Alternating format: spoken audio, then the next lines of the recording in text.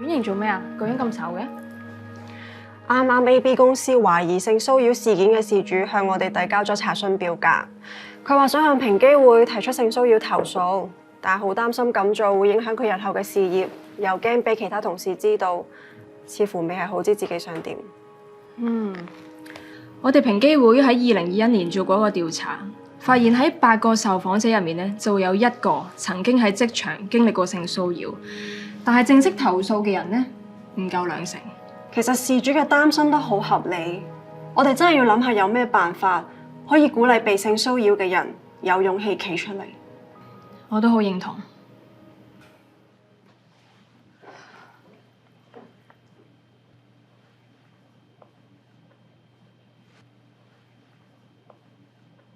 我哋需要被性騷擾嘅人企出嚟向性騷擾說不，同時我哋亦都需要其他旁觀者挺身而出。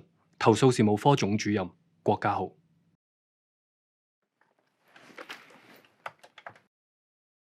喂，婉瑩啊，你可以試下揾總主任家豪 Sir 傾下，我諗佢可以俾到啲意見同埋啟發你。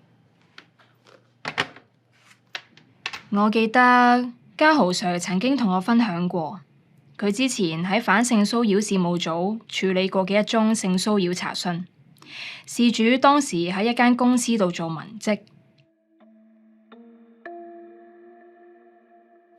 哇，阿敏，今日你套衫好 fit 你身材喎，如果日日都着俾我睇就好啦。不如今晚放工飲杯嘢？唔使啦，我約咗人啦。今晚唔得，聽晚都得啩 ？Kevin， 好似有電話揾你喎。lunch time 都咁煩嘅，一陣再揾你。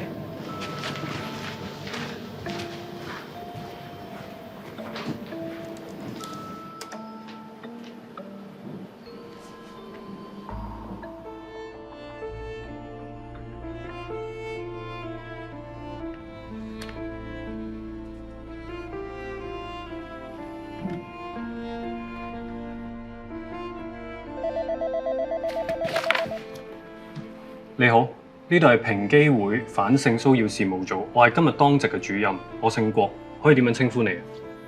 我姓周㗎，我想問，遇到性騷擾應該點處理啊？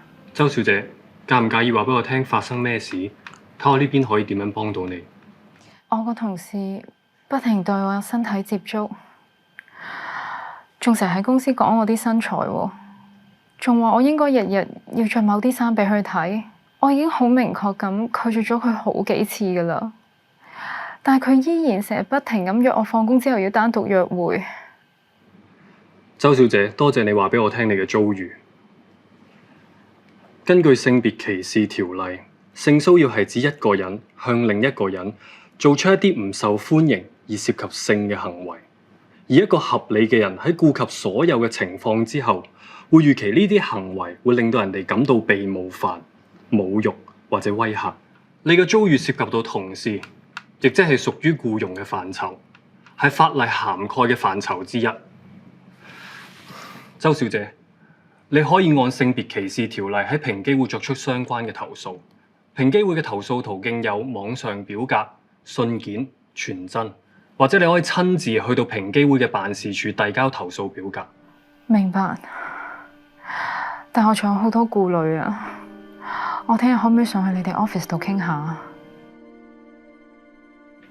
平時個個都話 Kelvin 係好好先生嚟㗎。如果我咁樣同上頭講，肯定冇人信我啦。我又唔知同邊個投訴喎。我都好明白你嘅憂慮，放心，我哋會盡力協助你。不如我哋一齊睇返呢件事嘅一啲細節啦。你啱啱講到其中有一次係晏晝嘅時間，係喺辦公室你坐喺度食飯嘅時候發生。有冇其他同事在場？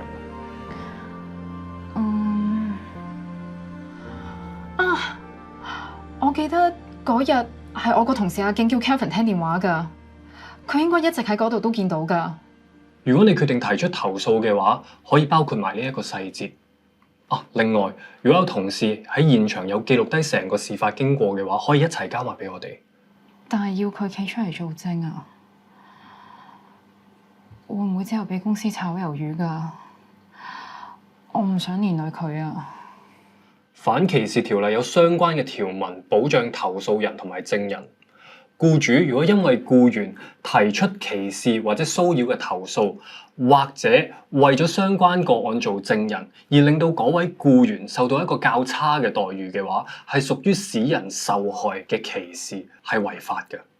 所以你作出投訴，同埋你嘅同事出嚟作證，都會受到法律嘅保障。好，咁等我試下問下佢。唔該晒你啊。周小姐鼓起勇氣打電話俾佢同事，最後喺佢同事支持下向平機會提出投訴。平機會進行調查之後，嘗試進行調停，但係唔成功。答辯人拒絕承認有任何不當行為，堅持話係一場誤會。周小姐於是向平機會申請法律協助。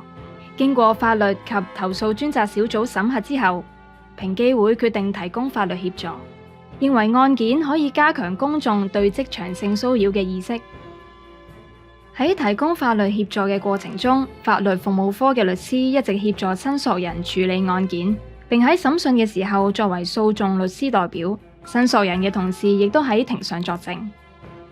最後，申索人獲判勝訴，並獲得感情損害賠償同答辯人嘅道歉信。而法庭亦提醒申索人嘅公司必須重新審視內部反性騷擾嘅政策，制定有效嘅舉報機制。啱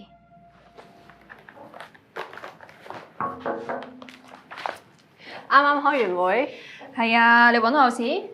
我之前揾咗家豪 Sir， 亦都有同反性騷擾事務組嘅同事分享過佢嘅意見。咁 AB 公司懷疑性騷擾事件嘅受屈人仲有冇揾我哋啊？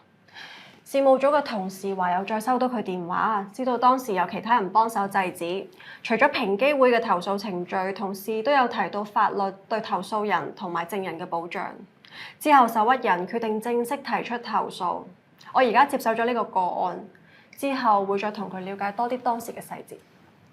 要消除性騷擾咧，係唔可以單靠被性騷擾嘅嗰個人自己行出嚟。旁觀者嘅積極介入咧，對於消除同埋預防呢類事件嘅發生都好有幫助㗎。